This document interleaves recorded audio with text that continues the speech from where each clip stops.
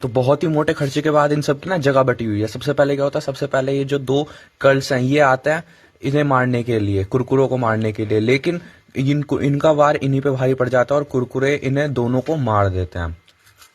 ठीक है, अब क्या होता है अब देखो अब क्या होता है। तो अब क्या होता है, अब जो ये पॉपकॉर्न है ये आते हैं, इनके 4 सैनिक आते हैं मारने के लिए फ्रिट्स को, एंड इनके जो 2 सैनिक है उन्हें वो मार देते हैं।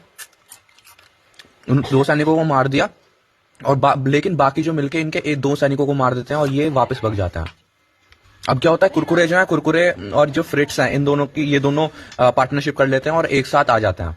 अब पार्टनरशिप के बाद ये सारे मिलके जाते हैं कल्स के पास कि भाई हम सारे के सारे कल्स को मार देंगे, लेकिन कल्स वाले बहुत ही ज्यादा पावरफुल होते हैं, तो इसलिए कल्स के कुछ सैनिक मरते हैं बट कुछ जो है वो जिंदा रह जाते हैं। बाकी इनमें से भी क्या कहता है, कुरकुरों में से भी 2 सैनिक मरते हैं एंड फ्रिट्स में से भी 1 सैनिक मर जाता है, बाकी सारे ये वापस भग के वापस आ जाता है।